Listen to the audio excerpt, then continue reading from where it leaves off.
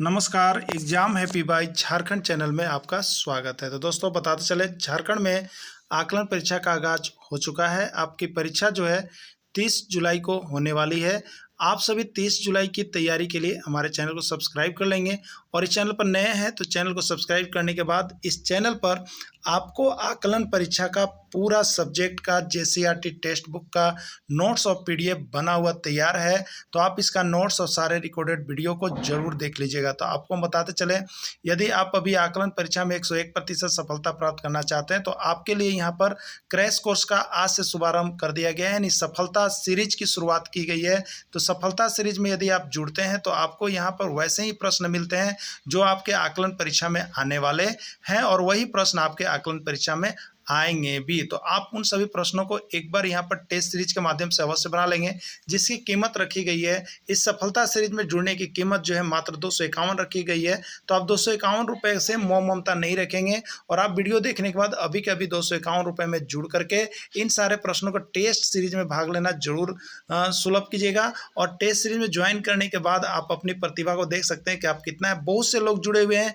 आप भी जुड़िए और अभी जुड़िए सिर्फ और सिर्फ 251 में। और फुल कंप्लीट कोर्स जिसमें सारे नोट्स, पीडीएफ और वीडियो भी मिलेंगे, वो आपको यहाँ पर 400 रुपये में हो जाते हैं। तो यदि आपको सिर्फ क्रैश कोर्स में जुड़ना है तो 251 रुपये और यहाँ पर पूरे नोट्स लेकर के साथ में पढ़ने हैं तो आपके लिए यहाँ पर मिल रहे हैं 400 रुपये में। और सिर्फ नोट्स और पीडीएफ लेना है तो यहाँ पर प्रत्येक विषय का नोट्स आपको 30 रुपये में मिल जाएगा। तो आप इसमें से जो भी चीज़ आपको अच्छा लगता है जरूर परचेज कर लीजिएगा, क्योंकि टेक्स्ट बुक पर आधारित बना हुआ है, आपका चैप्टर वाइज बना हुआ है और साथ ही साथ हाथ से लिखा हुआ है, जो कि कहीं भी उपलब्ध नहीं है। यदि आप बाजारू किताब लेकर के पढ़ रहे हैं तो आप कहीं ना कहीं धोखा खा रहे हैं। इसलिए आप अभी से हाथ से लिखा हुआ नोट्स और अपने टेक्स्ट बुक का एक बार जरूर मिलान करके पढ़ लीजिएगा। तो चलिए चलते हैं आज के सफलता सीरीज के समूह को चुनिए। देखिए यहाँ पर विकल्प दिए गए हैं, उसके अनुसार यहाँ पर जो है उसका उत्तर चुनना है।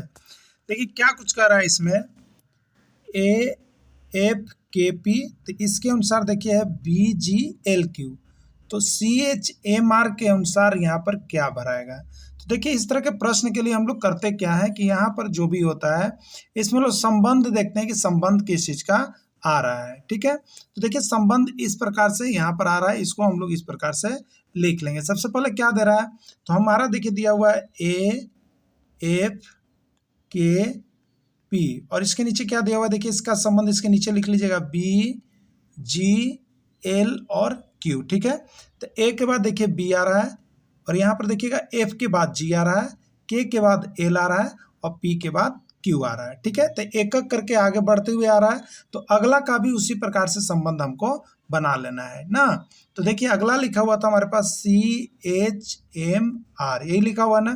तो इसके अनुसार क्या संबंध होगा, तो देखिए इसके अनुसार आ रहा है सी के अनुसार एक आगे बढ़ेंगे तो डी होगा, एच के अनुसार एक आगे बढ़ेंगे तो आई होगा और यहाँ पर एम के अनुसार बढ़ेंगे तो क्या हो जाएगा एन होगा और आर के अनुसार बढ़ेंगे आगे तो क्या होगा एस होगा। ठीक है, यानी डी आई एन एस इसका आंसर होगा। तो डी आई एन एस देखिए है किसमें, यह है बी में, तो बी इसका राइट आंसर हो जाएगा। तो रीजनिंग बहुत ही आसान होते हैं और इसी तरह से इसको चुनते चलिएगा तो आपका बिल्कुल सही हो जाएगा। ठीक है, चलिए अगला देखिएगा, असमान विकल्प का चयन करें। जो इसमें से असमान है, सबसे अलग है, वह विकल्प कौन सा है आपको चयन करना है। ठीक है, तो देखिए वह विकल्प के लिए आपको क्या है, यहाँ पर वह विकल्प देखिए ई, उसके बाद एफ है, फिर जी जी, यानी शुरू वाला दो गो है अक्षर और बीच में एक अक्षर है, उसके आगे वाला दो अक्षर है। तो इस तरह का संबंध होना चाहिए। तो देखिए यहाँ पर टी दो गो हो गया, तो टी के बाद क्या आता है यू आ गया और उसके आगे चले गए तो भी दो को हो गया, यानी जो अक्षर है पहली बार, उसके बाद उसके आगे वाला अक्षर आना चाहिए और उसके बाद सेकेंड अक्षर यहाँ पर 2 बार आना चाहिए। ठीक है, यानी फर्स्ट वाला अक्षर 2 बार, फिर सेकेंड वाला उसके बाद वाला 1 बार और ये 2 बार। तो ये पहला और दूसरा एक जैसा है। अब तीसरा का बात करेंगे तो देखिए के आया तो के 2 बार आया, एल 1 बार आया, लेकिन यहाँ अगर एम आ रहा था, एल के बाद एम आना चाहिए था तो एम दोनों एम होना चाहिए था। ठीक है, लेकिन यहाँ एम एन हुआ है, क्या हुआ है एम एन हुआ है, इसलिए यह अलग हो गया, असमान हो गया। लेकिन अगला मिला लेते हैं तो देखिएगा यहाँ पर सी दोनों है, 2 बार सी आ गया, उसके बाद देखिए डी आ गया और उसके बाद ई यानी ई आ गया। ठीक ना, तो इस तरह से सी डी ई हो गया। तो ये तीनों एक जैसे हैं, ए बी और सी तीनों एक जैसा है, ए बी और डी तीनों एक जैसा है, लेकिन सी इसमें बिल्कुल अलग है। इसका राइट आंसर सी हो जाएगा। अगला प्रश्न है, यदि अंग्रेजी वर्णमाला के बाएं से प्रत्येक तीसरे अक्षर को हटा दिया जाए तो नई श्रृंखला में बाएं से नवा अक्षर क्या होगा? ठीक है, यदि अंग्रेजी वर्णमाला के बाएं से प्रत्येक तीसरा अक्षर को हटा दिया जाए तो नई श्रृंखला में बाएं से नवा अक्षर क्या होगा? चलिए हम लोग सबसे पहले अंग्रेजी की श्रृंखला को लिख लेते हैं। ठीक है, ए हो गया, इसके बाद बी लिखते हैं, सी हो गया, डी हो गया, ई हो गया, एफ हो गया, जी हो गया, और देखेंगे एच आई जे के एल एम एन ओ। चलिए इतना पर पहले देख लेते हैं क्या कर रहा है कि यदि अंग्रेजी वर्णमाला में बाएं से प्रत्येक तीसरा अक्षर को हटा दिया जाए। चलिए इसमें से प्रत्येक तीसरा अक्षर को हम हटाएंगे तो यहाँ पर देखिए ये पहला ए पहला हो गया, बी दूसरा हो गया, तीसरा अक्षर हट जाएगा यानी सी हट गया है। ठीक है, चलिए डी ई फिर तीसरा, तो पहला दूसरा ये एफ हट गया, फिर चलिएगा पहला दूसरा ये तीसरा हट गया, फिर देखेंगे पहला दूसरा ये तीसरा हट गया, फिर पहला दूसरा ये तीसरा हट गया। ठीक है, अब इसके बाद कर रहा है कि हटा दिया गया है, ये सभी को अब काउंट नहीं करना है, जो हरे रंग से सो काउंट नहीं किया जाएगा। तो नई श्रृंखला में बाएं से नवा अक्षर कौन होगा? तो नई श्रृंखला जो बनेगी उसमें क्या होगा? A B D E G H J K M N, ये सब नहीं होगा, ये सब हट गया है। जो यहाँ पर हमने हरा हरा किया है ये सभी हट गए हैं। तो नई श्रृंखला बनेगी तब इसमें 9 गो अक्षर गिन लीजिए। तो पहला, ये दूसरा, ये तीसरा, चौथा, पांचवा, छठा, सातवां, आठवां, नवां, यानी नवा अक्षर क्या होगा? तो वह नवा अक्षर एम होगा। क्या होगा? नवा अक्षर एम होगा।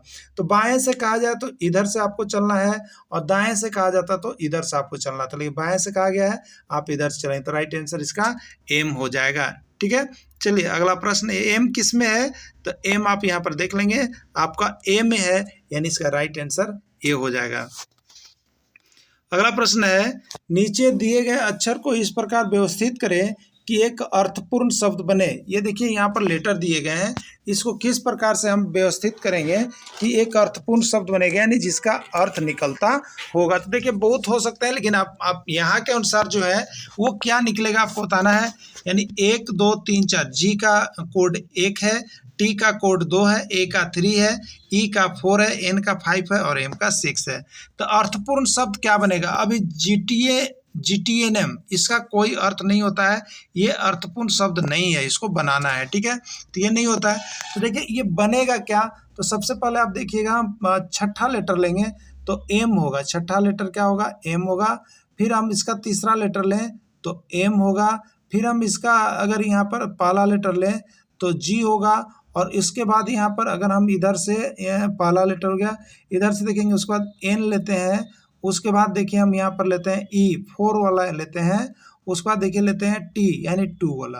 तो क्या बन गया? मैग्नेट। क्या बना? एक मैग्नेट बना, और मैग्नेट जो है एक अर्थपूर्ण शब्द बना, और ये जो है मैग्नेट का अर्थ निकलता है, अर्थपूर्ण शब्द बन गया, और मैग्नेट का मतलब चुंबक होता है।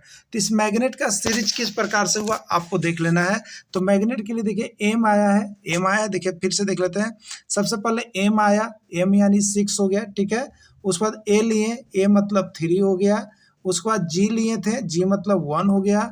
एन लिए थे, एन मतलब 5 हो गया।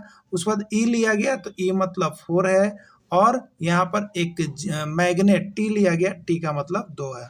यानी इसका सीरीज जो होना चाहिए वो 6 3 1 5 4 2 होगा, तो वह जाकर के एक अर्थपूर्ण शब्द बनेगा। तो 6 3 1 5 4 2 किस में है? देखिए बी में है, तो बी आपका राइट आंसर यहाँ पर हो जाएगा, इसका राइट आंसर बी हो जाएगा। ठीक है, तो ये बी हो गया।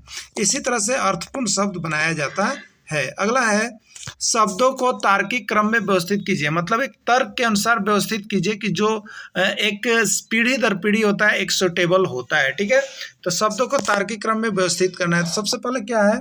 देखिए पेड़ है, पुस्तक है, कागज है, जिल्द है, कैसे बनेगा? ठीक है, तो सबसे पहले आप देखिएगा यहाँ पर किस प्रकार से इसको हम सजाएंगे कि एक तार्किक क्रम में बनेगा। ठीक है, तो सबसे पहले पेड़ आया होगा। ठीक है, सबसे पहले पेड़ होगा ना, उस पेड़ से क्या बना होगा? कागज बना होगा। ठीक है, और कागज से पुस्तक बनाया गया होगा, और पुस्तक से फिर पुस्तक पर जिल्द लगाया जाएगा। ठीक है, तो पहले हुआ पेड़ यानी ए नंबर, फिर उससे बना पुस्तक, वो हो गया बी नंबर। फिर उससे बना कागज, ठीक है, पेड़ से बना कागज, पेड़ से क्या बन गया, कागज बना। ये आर्थिक तार्किक शब्द गलत हो रहा था। पेड़, सबसे पहले पेड़ हुआ, पेड़ से कागज बन गया, ठीक है, और कागज से क्या बना आपका, उस कागज से हमने पुस्तक बनाया, और उस पुस्तक के ऊपर क्या लगाया, जिल्द लगाया। तो इस तरह से इसका एक तार्किक क्रम चल रहा है, जो कि क्रम होगा, यानी ACBD होना चाहिए। क्या होना चाहिए, ACBD। ACBD किस में है, देखिए बी में है, यही इसका राइट आंसर हो जाएगा। ठीक है, चलिए अगला देखिएगा। अगला है हिंदी सेक्शन से। आपको हम बता दे रहे हैं कि यहाँ पर अभी जो 30 तारीख को परीक्षा होने वाली है, एकदम कंफर्म हो जाइए कि ये सारे प्रश्न आपके छपने वाले हैं और इसी तरह के आने वाले हैं। तो आप सभी यहाँ पर टेस्ट सीरीज में जो भाग ले रहे हैं सफलता सीरीज में, वो सभी सफलता सीरीज में अवश्य भाग लीजिए, क्योंकि यह सीरीज जो है बहुत ही महत्वपूर्ण है। आप पैसे की मोह नहीं देखेंगे। 250 रुपये में यह सीरीज चल रहा है कोर्स, आप सभी जरूर जुड़ जाएंगे। ठीक है, चलिए अगला है पंजाबी की लिपि है। पंजाबी की लिपि है, आपको बताना है कि पंजाबी की लिपि क्या होगी, देवनागरी, रोमन, बंगला या गुरुमुखी। देखिए यहाँ पर सारा आकलन परीक्षा का जो है आपका नोट्स बना दिया गया है और वहाँ पर बना करके रख दिया गया है। आप चाहें तो 30 रुपये में प्रत्येक नोट्स अभी कभी परचेज करके एक बार परीक्षा देने जब भी जाइएगा उसके पहले जरूर दे के जाइएगा ना, तो 1 नंबर 2 नंबर से फेल कभी कीजिएगा ना, तो फिर याद आएगा कि बोले थे कोई। ठीक है, इसलिए ले करके ही पढ़ ही लीजिएगा तब ही जाइएगा। 30 रुपये में प्रत्येक नोट्स मिल रहा है। तो पंजाबी की लिपि क्या है, तो पंजाबी की लिपि गुरुमुखी है। अंतस्थ व्यंजन की पहचान कर, देखिए व्यंजन जो होता है हम लोग क्या करते हैं, तो उसको बोलते हैं स्पर्श व्यंजन। एक स्पर्श व्यंजन होता है, एक ऊष्म व्यंजन होता है और एक अंतस्थ व्यंजन होता है। ठीक है, तो अंतस्थ व्यंजन में कौन कौन आता है ना, तो अंतस्थ व्यंजन में जो होता है आपका देखिए य, र, ल, व, य, र, ल, व, ये जो 4 गो है यह सभी अंतस्थ व्यंजन के अंतर्गत आते हैं। ठीक है, तो अंतस्थ व्यंजन में कौन आता है, य आता है, र आता है, ल आता है, यानी इसका आंसर सभी हो जाएगा। क्या हो जाएगा, सभी हो जाएगा। शुद्ध वर्तनी का चयन करें, इसमें जो लिखा हुआ उसमें शुद्ध कौन है। ठीक है, देखिए सने जो होता है इस तरह से नहीं लिखा था, ये गलत लिखा हुआ है। सने इस तरह से लिखा था, बिल्कुल सही लिखा हुआ है। अस्पष्ट ऐसे नहीं लिखा था, अस्पष्ट इस प्रकार से होता है। ठीक है, तो ये शुद्ध है, ये अशुद्ध है। तो इसमें क्या है, शुद्ध वर्तनी का चयन करना था। ठीक है, तो सने जो है अशुद्ध है, अस्पष्ट जो है अशुद्ध है, यानी शुद्ध हमको जो मिल रहा है वो क्या है, सिर्फ और सिर्फ सने है। ठीक है, सिर्फ और सिर्फ सने है, तो सने इसका राइट आंसर, यानी बी इसका राइट आंसर हो जाएगा। हिमालय का सही संधि विच्छेद है, हिमालय का सही संधि विच्छेद है, हिमा जोड़ालय, हिना जोड़ालय, हिम जोड़ालय या कोई नहीं। ठीक है, तो हिमालय का जो सही संधि विच्छेद है हिम जोड़ालय है, और यह 1001 बारी प्रश्न परीक्षा में पूछ दिया गया है। जहां भी जाइएगा ये प्रश्न पूछते ही रहता है। ठीक है, बालक के कितने वर्ष की आयु को शैशवावस्था किया जाता है। देखिए, तो बालक विकास जो है, जो पढ़ना है चैप्टर, इसका नोट्स बना दिया गया है। आप लोग यहाँ पर CDP का सारा नोट्स ले लीजिएगा। ठीक है, तो बालक के कितने वर्ष की आयु को शैशवावस्था कहा जाता है, पूरा देखिए हाथ से बनाया गया है और पूरा इंपॉर्टेंट नोट्स बनाया गया है ना, तो सारे को यहाँ पर ऑनलाइन अवश्य परचेज करके एक बार पढ़ लेंगे 30 रुपये में। देखिए, तो बाल विकास की जो अवस्था होती है ना, उस अवस्था को हम लोग देखिए कहते हैं, पहला होता है जो होता है शैशवावस्था, फिर देखिए होता है बाल्यावस्था। क्या होता है, बाल्यावस्था, फिर होता है किशोरावस्था और फिर होता है वृद्धावस्था।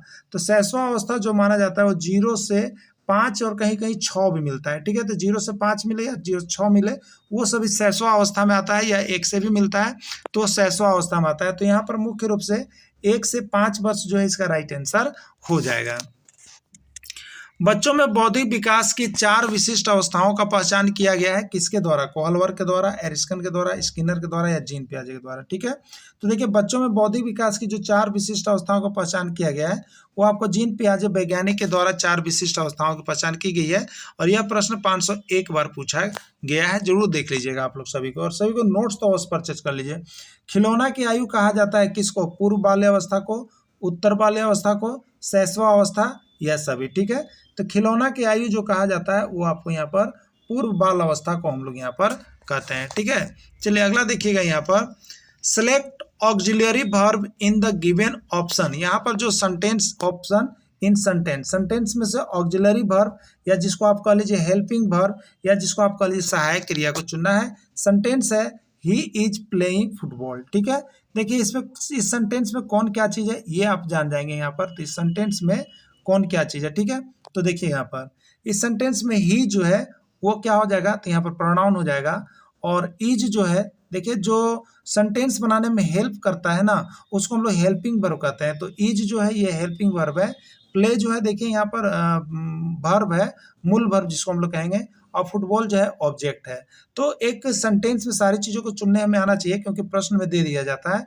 तो हेल्पिंग वर्ब में यहाँ आपका जो हो गया इज हो गया, एम हो गया, वाज हो गया, वेयर हो गया, हैज हो गया, हैव हो गया, हैड, ये सारा चीज जो है हेल्पिंग वर्ब के अंतर्गत आता है।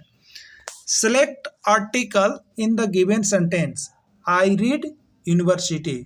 इसमें क्या भराएगा यहाँ पर आपसे पूछा गया है, ए, एन, द या नॉन ऑफ दिस। देखिए आर्टिकल को जब भी आपको भरना हो तो आप देखिए बच्चे जैसा नहीं करेंगे, साउंड्स को ध्यान देंगे कि उच्चारण क्या हो रहा है। ठीक है, उच्चारण यदि अ से लेके अ तक का हो रहा है तो यहाँ पर लगाइएगा देखिए एन, और उच्चारण क से लेके ज्ञ तक में आ रहा है तो उसको लगाइएगा ए। ठीक है, तो चलिए देखते हैं यूनिवर्सिटी की बात करते हैं।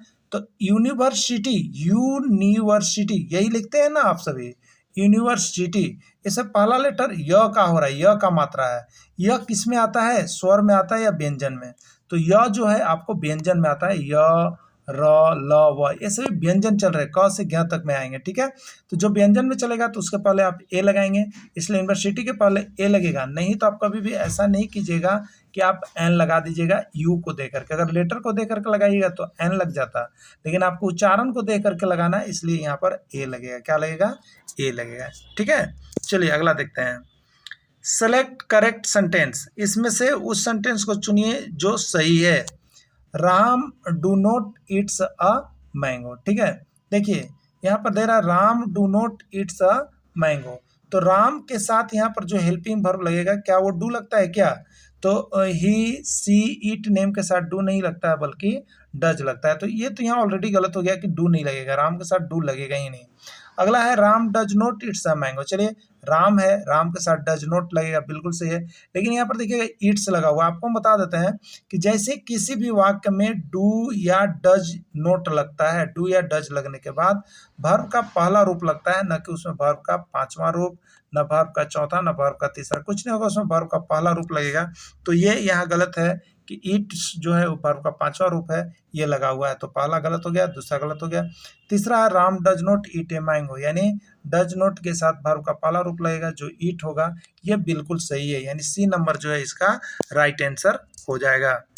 अगला प्रश्न है, ध्रुव तारा हमेशा किस दिशा की ओर दिखलाई पड़ते हैं? आपको बताना है कि ध्रुव तारा हमेशा किस दिशा की ओर दिखलाई पड़ते हैं। बहुत बार यह प्रश्न पूछा गया है, पश्चिम दिशा में, पूर्व दिशा में, उत्तर दिशा में या दक्षिण दिशा में। ठीक है, तो ध्रुव तारा हमेशा जो है उत्तर दिशा की ओर दिखाई पड़ता है।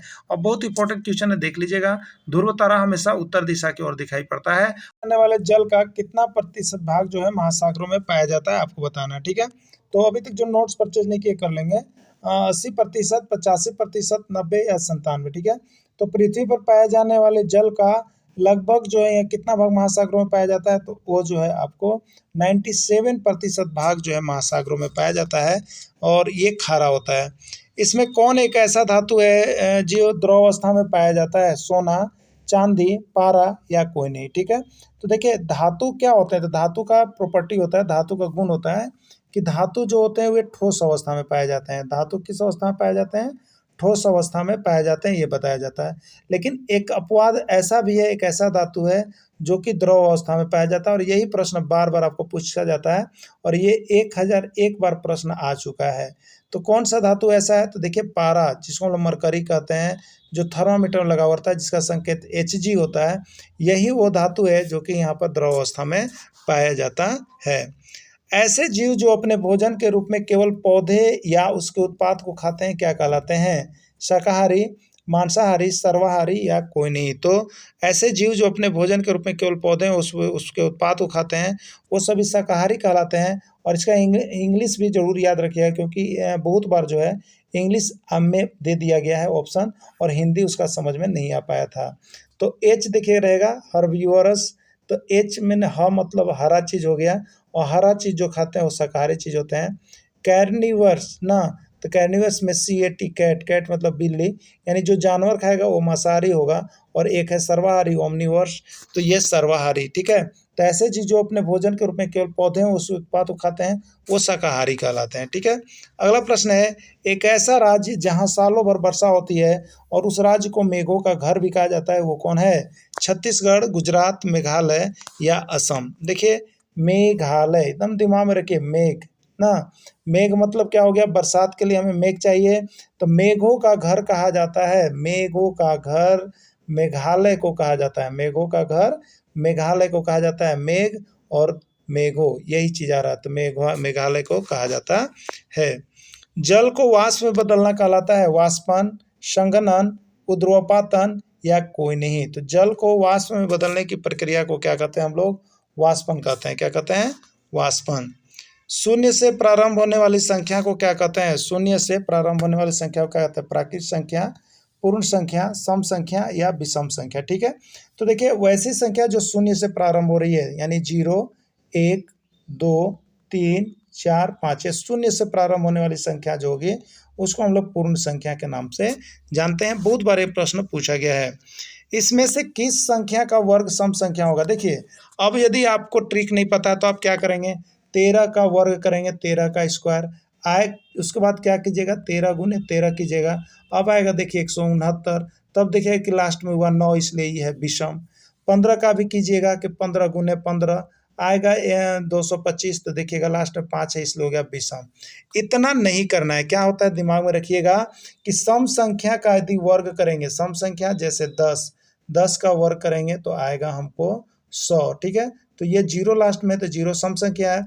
तो सम संख्या का यदि हम वर्ग करते हैं, जैसे 12 का देख लीजिए, 12 सम संख्या है, इसका वर्ग करेंगे तो 12 का स्क्वायर आएगा 144, लास्ट में है 4 सम संख्या, इसलिए पूरी संख्या जो है सम संख्या हो जाएगी, ठीक है। तो यानी सम संख्या का वर्ग करेंगे तो सम आएगा और विषम संख्या का वर्ग करेंगे तो विषम आएगा। तो अब पूछा गया था कि इनमें से किस संख्या का वर्ग सम संख्या होगा? तो 13 कौन सी संख्या? विषम संख्या है, इसका वर्ग करेंगे तो हमें विषम होगा। 15 विषम संख्या है, इसका वर्ग करेंगे तो विषम होगा। 17 विषम संख्या है, इसका वर्ग करेंगे तो विषम होगा। लेकिन 10 सम संख्या है और इसका वर्ग करेंगे तो हमको सम संख्या होगा। और हमसे ये पूछा गया था कि सम संख्या का वर्ग इसमें कौन है, ठीक है। 3145 के वर्ग का इकाई अंक क्या होगा? देखिए ये इकाई अंक बार बार पूछा जा रहा है आपके एग्जाम में और आ भी सकते हैं। तो 3145 के वर्ग, देखिए वर्ग का मतलब क्या हुआ? स्क्वायर हो गया। तो 3145 का जब हम स्क्वायर करेंगे तो इसका इकाई अंक क्या होगा, ये पूछा जा रहा है, ठीक है।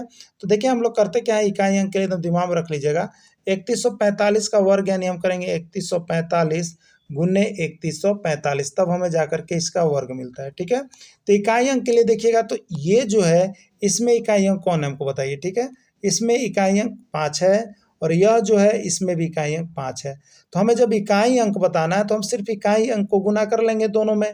तो ये 5 है और ये 5 है, 5 को गुना करेंगे तो 25 होगा। और यहाँ पर अब देखिएगा इकाई अंक क्या होगा, तो 25 का इकाई अंक क्या है बता दीजिए। तो 25 का इकाई अंक देखिए मेरा कितना हो रहा है, 5 हो रहा है। 25 में ये इकाई है और ये दहाई है, तो इकाई अंक पूछ रहा है 5, इसलिए इसका राइट आंसर क्या हो जाएगा? 5 हो जाएगा। तो इकाई अंक जो है 5 हो जाएगा। पहली 15 विषम संख्याओं का योग कितना होगा, ठीक है।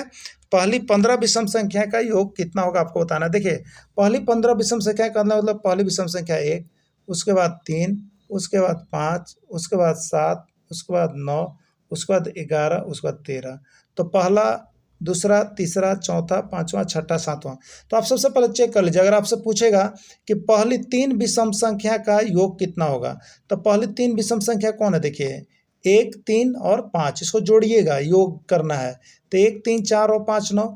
तो 3 गो विषम संख्या 1, 3, 5, 3 विषम संख्या का योग क्या होगा? तो हम चेक कर रहे हैं, तो चेक कर रहे थे 1, 3, 4 और 5, 9 हो रहा है। लेकिन हम ट्रिकली पढ़ेंगे, क्योंकि जब बड़ा बड़ा आ जाए तो उसमें ट्रिकली पढ़ेंगे। तो 3 गो का हम जब वर्ग कर रहे हैं तो कितना आ रहा है? 9। 9 क्या होता है? तो 3 है, इसलिए 3 का स्क्वायर और वही हो गया 9। तो उसी प्रकार से आपसे पूछ दे कि 15 विषम संख्या का योग क्या होगा, तो 15 लिखेंगे और 15 का स्क्वायर कर दीजिएगा, ठीक है। तो 15 का स्क्वायर कितना होगा? 225। तो इसका विषम संख्या का योग कितना हो जाएगा? 225, यानी 15 को विषम संख्या लेकर के हम जोड़ेंगे तो उसका राइट आंसर कितना आएगा? 225 आएगा। आप सभी जोड़ करके भी देख लीजिएगा, वही आने वाला है।